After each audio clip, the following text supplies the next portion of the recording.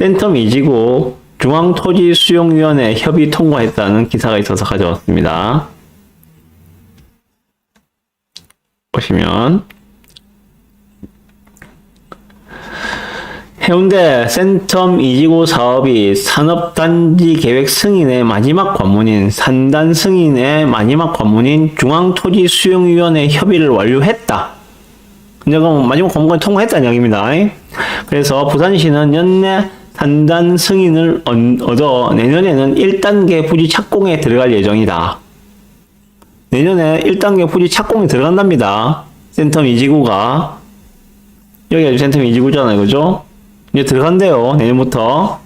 일정을 봅시다.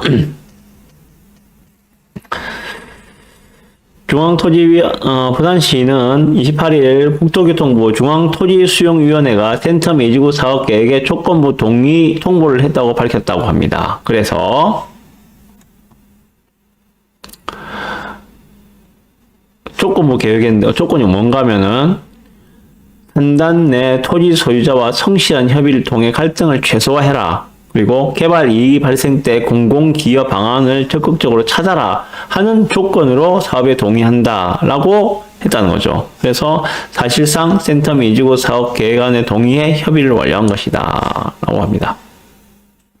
자, 그럼 이제 이러면 어떻게 되느냐? 이러면 이제 뭐 그 이전에 뭐 환경평가부터 해가지고 문제가 많았잖아요. 그죠? 근데 뭐 다 넘어왔어요. 이제 다 넘어왔습니다. 앞에 그 낙동강 유역 환경청과의 문제도 1년 가까이 끌다가 일단 요게 완료가 되었고요. 그리고 중앙토지수용위원회 협의까지 완료되면서 센텀 이지구 사업은 급물살을 탈 것으로 보인다. 이제 빨리 진행을 할 것이다. 남아있는 가장 큰 문제는 뭡니까? 그러면 이제 2단계 부지라 이야기하는 풍산 부지를 어떻게 할 것인가? 그건 1단계 부지를 조성하면서 한다 그랬죠. 그죠? 1단계는 내년부터 이제 착공 들어간다 했고 보상 들어가고 바로 착공 들어갈 것이고 25년부터 풍산 부지는 이제 들 내고 거기에도 2단계 착공을 할 것이고 3단계로 반려농산물 시장도 드러내고 할 것이다. 그래서 전체적으로 2030 월드 엑스포 이전에 제2센텀 조성을 완료를 하겠다는 게 현재 계획이죠. 지금은 계획대로 되고 있는 것 같아요. 급물살을 탄답니다. 이제 급물살을. 그래서 내달 산단 심의 계획을 시작해 연내 승인을 마무리한답니다. 부산시 계획대로 연내 승인이 완료되면 내년께 1단계 부지에 대한 보상과 착공이 이루어진다. 1단계 부지는 풍산과 반려농산물 시장 부지를 제외한 규모 전체 사업지의 약 21%에 달한다. 그래서 24년에는 1단계 조성을 마무리하고 27년까지 풍산 사업장 부지를 개발할 계획이다. 그리고 그 뒤에 반영농산물 시장 부지를 개발할 계획이다 라고 합니다. 그래서 정말 전체적으로 2030 월드 엑스포 전에는 하겠다 라고 하고 있습니다. 자, 이런 기사가 나오면 이제 제2센텀을 이제는 본격적으로 삽 뜨는구나, 이제 삽을 뜨는구나 라고 생각하시고 좀 적극적으로 대시를 하셔야 됩니다.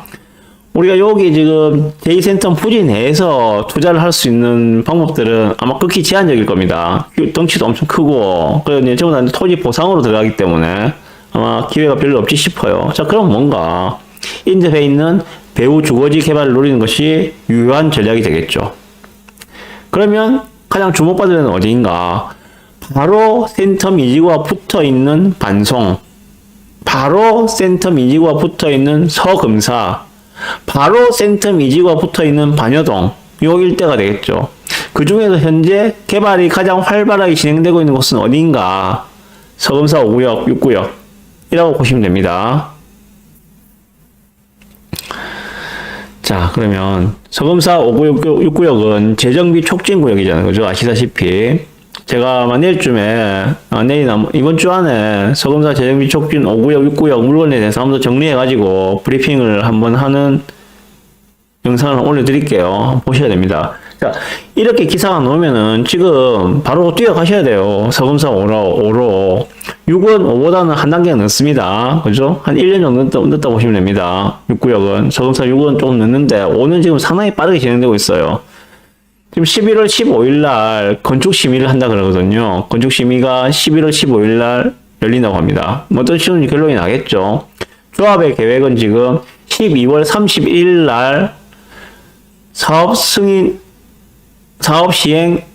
인가총회를 한다고 계획을 잡고 있습니다. 그 말은 뭐냐? 재정비 촉진구역이잖아요.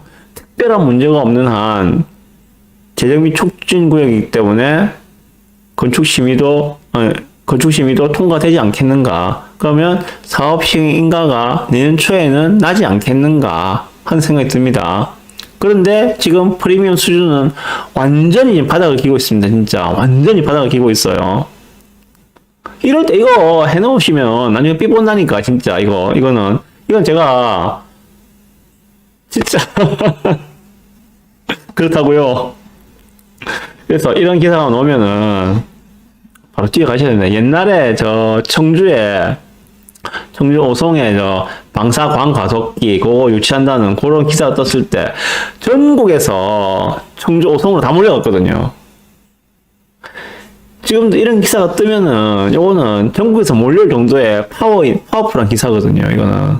근데 지금 분위기인 만큼 잠잠합니다만은 예전 같으면은 막 서금사 5, 6에 있는 부동산들 진짜 뭐 밤새가지고 계약서 쓰고 할 그럴 정도의 메가톤급 기사거든요. 이거는 정말 중요한 기사인데 그렇습니다. 그래서 하락장에서는 이러한 호재 기사들도 크게 빛을 못 봐요. 그렇지만 언젠가 상승장으로 전환이 되면은 그러한 상승장에서는 얘들은 더블 이상의 효과를 낼 겁니다 아마. 그래서 서금사 5역에 대해서 조금 말씀드리면 현재 지금 최저가 매수가 가능합니다. 그리고 제가 그런 최저가 매물들을 몇 개를 가지고 있어요. 오늘도 한 분이 와가지고 이거 꼭 좀 팔아달라고 진짜 신신당부를 하고 가시는데 그런 매물들은 뭡니까? 가격 조절이 매우 용이한 물건들입니다. 가격 조절이 매우 용이한 물건들. 제가 한번 소개해드린 물건들인데 한매물 특템 찬스에서 소개해드린 물건들인데 거기 가격이 또 내려갔어. 그렇다면 더 내려갈 수 있다는 이야기거든요. 그래서 일단 문의를 주세요. 요 위에 얘한테 문의 주시면은 자세하게 설명을 해드릴 겁니다. 그리고 서금사 5나 이런 걸 보시면서 다른 부동산에서도 블로그나 이런 걸 통해서 매물을 많이 올려놓으셨을 겁니다. 거기에 뭐 최저 프리미엄 이런 문구들도 많은데 그런 거는 적용되실 필요는 없습니다. 그거는 결국 매매가는 정해져 있는데 감정가를 좀 부풀려 올리면은 프리미엄이 적어 보이는 효과가 나오겠죠. 그런 기법들을 좀 많이 현업부동산에서 많이 쓰고 있습니다. 그런데 현혹되지 마시고 실제 22년도 공시지가가 얼마인지 그리고 건평이 연면적 건물 면적이죠. 그죠? 건물 면적이 얼마인지, 그리고 토지 면적이 얼마인지, 그것만 가지고, 기준을 가지고 판단을 하시면 돼요. 그것만 가지고. 거기에 뭐 곱하기 얼마를 해가지고, 예상 감정가를 얼마로 했다. 그래서 프리미엄이 얼마다. 여기에는 현혹되실 필요가 별로 없습니다. 재개발 물건을 보시는 데 있어서도 나만의 기준이 있어야 됩니다. 그 기준을 보시면은, 그럼 뭐 옆에서 암만 뭐 이야기를 하고 부동산에서 이야기한다 하더라도 안 흔들리고, 좋은 물건들을 찾아내실 수가 있습니다. 현재 제가 보수적으로 보고 있는 서금사 5구역의 프리미엄은 1억 5천 수준입니다. 그래서 뭐 프리미엄이 1억이니 뭐 1억이 안 되니 이런 말들에는 현혹되지 마십시오. 현재 냉정하게 봤을 때 프리미엄은 1억 5천 수준입니다. 3억에서 프리미엄 3억에서 지금 1억 5천으로 1억 5천이 빠진 단계거든요. 절반이 빠졌다고요. 그러면 적정한 단계다. 그리고 사업 시행인가는 곧 날 것이다. 그리고 제2센텀이 이제 내년부터 삽을 뜬다. 그것만 기억하시고 적용하시면 됩니다. 네.